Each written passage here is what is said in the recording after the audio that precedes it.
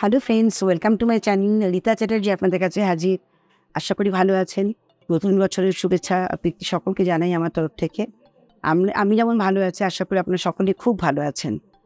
আজকে আমার যে টপিকস নিয়ে কথা বলা দরকার, সেটা আমার মনে হয় ভীষণভাবে প্রয়োজন আমাদের স্কিনে। কী করে আমাদের সেন্সিটিভিটি যেমন আমাদের রয়েছে, অয়েলিনেস রয়েছে, ঠিক তেমনি পাশাপাশি আমাদের স্কিনে আর যে দাগ ছোপ যেগুলো রয়েছে, যে বিভিন্ন ধরনের আমাদের পিগমেন্টেশন, ফ্রেকেলস, নানান ধরনের কিন্তু আমাদের দাগগুলো এসে যায়।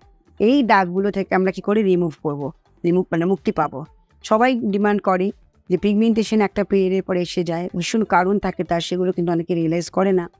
অনেক সময় হয় গলব্লাডার স্টোন হলে পরে আমাদের ধরনের পিগমেন্টেশন এসে যায়।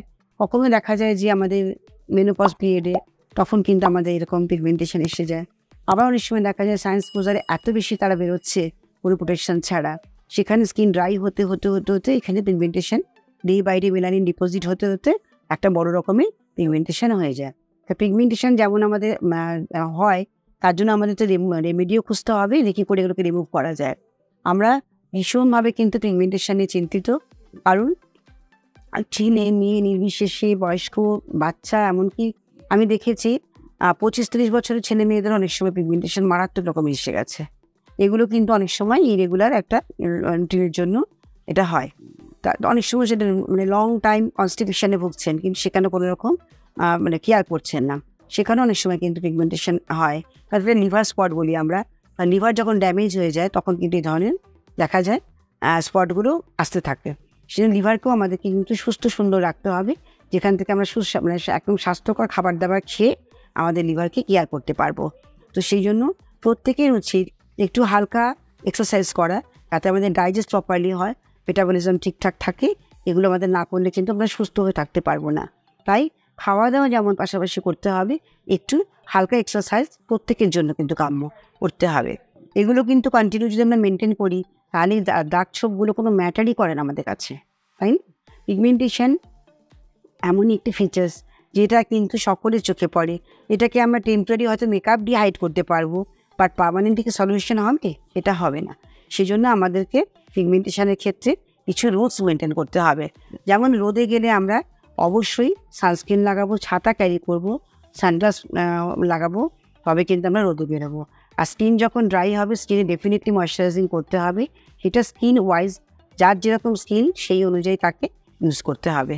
হ্যাঁ, তো এই যে জিনিসগুলো আছে, এগুলো কিন্তু অবশ্যই প্রত্যেকের ক্ষেত্রে আমি বলছি স্কিনের যত্ন নেওয়া দরকার। স্কিনে যেন এই ধরনের দাগ ছোপ না আসে, তার জন্য কেয়ারই হতে হবে। আর তার সঙ্গে খাওয়া দাওয়া অবশ্যই ঠিক করতে হবে। ফল আমরা খেতে বলছি, ডেফিনেটলি ফ্রুটস ভীষণ ইম্পর্টেন্ট এই ক্ষেত্রে বলবো।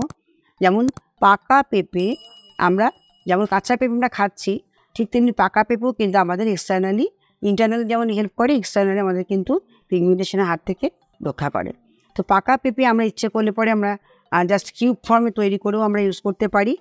ডিরেক্ট আইস কিউব তৈরি করলাম, পাকা পেঁপেটাকে ভালো করে চটকে বা তার জুসটা বার করলাম বা তার কাঠটা নিলাম, নিয়ে আমরা ডিপ ফ্রিজে রেখে দেবো। একটা কিউব মতো তৈরি হয়ে গেল, সেটাকে রেগুলার ওই দাগের উপরে আমরা গুলিয়ে নিতে পারি। করতে করতে আস্তে আস্তে কিন্তু পিগমেন্টেশনটা হালকা হয়ে যাবে। আর পিগমেন্টেশনের ক্ষেত্রে আমি আরেকটা কথা বলি, যাদের পিগমেন্টেশন হয়ে গেছে অলমোস্ট, তাদের ক্ষেত্রে লাইটনিং করার জন্য খুব ভালো কাজ করবে হচ্ছে বেদানার রস, টারমারিক, এগুলো কিন্তু পিগমেন্টেশনে খুব ভালো মেডিসিন। বেদানা রসটা কীভাবে আমি ইউজ করবো? বেদানা রসটা ইউজ করবো, আমরা একটা প্যাক তৈরি করে নিতে পারি।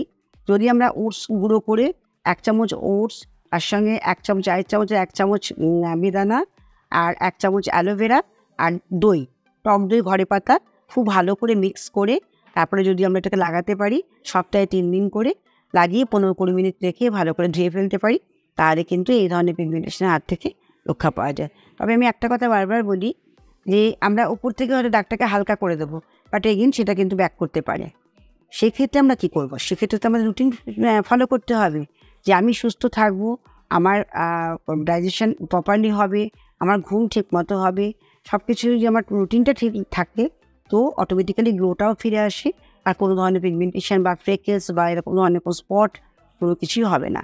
অনেক সময় দেখা যায়, আমি দেখেছি অনেক ক্ষেত্রে, ঠিক এই উইন্টার করার আগে প্রচণ্ড পরিমাণে একটা ড্যান্ড্রাফ হয়েছে, সেখান থেকে পুরো মুখে ভীষণভাবে একটা হোয়াইট প্যাচেস এসে যায়। আর সেগুলো ছাল ছাল উঠতে থাকে। তো এই জিনিসগুলো কিন্তু ড্যান্ড্রাফ থেকে আসে। ড্যান্ড্রাফ একটা ব্যাকটেরিয়া, এখানে যখন ছড়িয়ে পড়ে তখন প্রচণ্ড পরিমাণে এই ধরনের দেখা যায়, ব্যাকে থাকে, ফেসে থাকে, এগুলো কিন্তু র্যাশও যেমন হয় এমনি হোয়াইট প্যাচেসও দেখা যায়। এখানে আমরা কি করতে পারি, একটু বেকিং সোডা নিলাম, অ্যালোভেরা জেল নিলাম, আর তার সঙ্গে একটু সামান্য পরিমাণ দুধ নিলাম। ওটা খুব ভালো করে মিক্স করে মুখে লাগিয়ে 5 থেকে 7 মিনিট, তার বেশি নয়, 5 থেকে 7 মিনিট রেখে হালকা ম্যাসাজ করে ধুয়ে ফেলতে পারি। তাতেও কিন্তু অনেক কাজ হবে। এই যে হোয়াইট প্যাচেসগুলো আসে, এক এক ধরনের সমস্যা হয়, কারোর পিগমেন্টেশন, কারোর ফ্রেকেলস, কারোর আবার দেখা যায় ফ্রেকেলস হচ্ছে dot dot dot dot brown কালারের দেখা যায়, পুরো মুখে ছেয়ে গেছে, সেটা হয়। আবার কারোর এরকম হোয়াইট প্যাচেস দেখা যায়। তা নানান ধরনের সমস্যা স্কিনের থাকে। এগুলোর জন্য কিন্তু যে ধরনের রেমেডি আছে সেগুলো আমি ঘরোয়া হিসেবে কিছু কিন্তু আপনাদের কাছে শেয়ার করলাম। আপনারা অবশ্যই এগুলো ফলো করবেন এবং ইউজ করবেন। এরপরে আমাদের নেক্সট ভিডিওতে আমি কিন্তু এগুলোর রিপ্লাই চাই, আর কমেন্টস যত পাবো তত আমার কিন্তু ভালো লাগে ভিডিও করতে। তো এখন বন্ধুরা, ভালো থাকতে গেলে পরে আমাদের সব রকম কিন্তু মেনটেন করতে হবে। শুধু উপর থেকে কিছু মেখে বা ঘরোয়া প্রোডাক্ট মাখলেই হবে না। আগে ইন্টারনালি আমাদের স্টেবল হতে হবে, সুস্থ থাকতে হবে, একটা টেনশন ফ্রি হতে হবে যতটা সম্ভব। স্ট্রেস রিলিফ লাইফ প্রত্যেকেরই একটু কমিয়ে দিতে হবে, তাহলে কিন্তু অটোমেটিক্যালি আপনার স্কিনে গ্লো, আপনার স্কিনে পিগমেন্টেশন কিন্তু বাই করবে। আমার মনে হয় খুব ভালো লাগছে ভিডিওটি। পিগমেন্টেশন, ফ্রেকেলস এবং যে কোনো টাইপের স্পট কিন্তু পিম্পলসের যে স্পটটা হয় সেটাকেও কিন্তু আমরা পিগমেন্টেশন বলে থাকি অনেক সময়, কারণ এগুলো কিন্তু লং টাইম একটা থাকতে থাকে। তো এইগুলোকে যখন আমরা লাইটনিং করতে চাইবো তখন আমাদের এই রুটিনগুলোকে ফলো করতে হবে। যে প্যাকগুলো বললাম আপনারা অবশ্যই লাগাবেন, লাগানোর পরে দেখবেন রেজাল্ট কী আসে। আর প্যাক লাগাবার সময় কিন্তু কমপ্লিটলি রেস্টে থাকবেন। এমন না যে প্যাক লাগিয়ে মুভমেন্ট করলাম, তাতে কিন্তু স্কিনের আরও ক্ষতি হয়, স্কিন ড্যামেজ করে। এটা কিন্তু সবার জন্য বলছি, যাদের ক্ষেত্রে ধরনের পিগমেন্টেশন বা দাগ আছে তারা কিন্তু ডেফিনেটলি আপনারা কিন্তু এই প্যাকগুলো ইউজ করবেন। এবং রেগুলার স্কিন পরিষ্কার করা, স্কিনে টোনিং করা এবং ময়শ্চারাইজিং করা, এগুলো আপনাদের কিন্তু একদম থরলি রুটিনের মধ্যে ফেলতে হবে। কারণ ক্লিনজিং, টোনিং, ময়শ্চারাইজিং এটা কিন্তু একটা রেগুলার বেসিসে প্রত্যেকে করা উচিত। এটা করলে কিন্তু স্কিনের একটা প্রপার কেয়ার হয়ে যায়। তারপরে আপনি যদি মনে করেন যে হ্যাঁ আমি স্পেশাল কিছু প্যাক লাগাবো, তো আপনি লাগালেন। এগুলো কিন্তু করতে পারেন। জলের ঝাপটা দিয়ে মুখ ধোবেন, চোখের চারপাশটা সুন্দরভাবে যত্ন করবেন। যখন কোনো ক্রিম লাগাবেন একদম নেক থেকে শুরু করে ক্রিমটা শুরু করবেন এবং সেটা এইভাবে হরাইজন্টালি, ভার্টিক্যালি এইভাবে কিন্তু আপনারা ম্যাসাজ করবেন। চোখের চারপাশটা ক্লকওয়াইজ, অ্যান্টি ক্লকওয়াইজ মোশনে ম্যাসাজ করবেন। আস্তে আস্তে দেখবেন আপনার চোখে সৌন্দর্য থাকবে, আজ আপনার যে কোনো স্কিনের যে দাগগুলো এগুলো আপনার হালকা হয়ে যাবে। আমার মনে হয় এই ভিডিওটি থেকে কাজে লাগবে, কারণ পিগমেন্টেশন এই শিকার ম্যাক্সিমাম আমি দেখেছি 70 to 80% লোকের কিন্তু এই ধরনের পিগমেন্টেশন আছে। কারো হয়তো খুব বেশি পরিমাণে বাটারফ্লাই প্যাচেস থাকে, কারো হয়তো ছোটো ছোটো ছিটছিটেও থাকে। তো পিগমেন্টেশন নেই এরকম খুব কম, রেয়ার স্কিন দেখা যায়, বিশেষ করে আমাদের এখানে। আর এখানে সকলেই কিন্তু আমরা ভীষণভাবে কিন্তু মেকআপ যারা করছেন তাদের ক্ষেত্রে তো আরও আমি অ্যালার্ট করে দিই। তাদের ক্ষেত্রে কিন্তু লং টাইম মেকআপটা রাখে, যেহেতু স্কিনের ময়েশ্চারটা পুরোটাই প্রায় চলে যায়, সেই জন্য তাদের লাইটের সামনে কাজ করতে হয়, হেভি মেকআপ নিয়ে থাকতে হয়। এখানে কিন্তু স্কিন ড্যামেজ করে, সেই জন্য স্কিনকে হেলদি রাখার জন্য ময়েশ্চারাইজিং ভীষণ প্রয়োজন। আপনারা কিছু না হোক অন্তত নারকোল তেলও ঘরে কিছুক্ষণ লাগিয়ে রাখলে তাতেও আপনার স্কিন কিন্তু ময়েশ্চারাইজিং এফেক্টটা দেবে। তো স্কিন ভালো রাখার জন্য ভিতর থেকে ডিহাইড্রেশনটা কমাতে হবে, স্কিনকে ওপর থেকে গ্রিজি করতে হবে, ময়েশ্চারাইজিং করতে হবে, তবেই স্কিন কিন্তু ভালো থাকবে। আশা করি ভিডিওটি ভালো লাগছে আপনাদের। যদি লেগে থাকে লাইক করুন, শেয়ার করুন, সাবস্ক্রাইব করতে ভুলবেন না। আবার আসছি নতুন ভিডিও নিয়ে আপনাদের কাছে। ভালো থাকবেন, সুস্থ থাকবেন।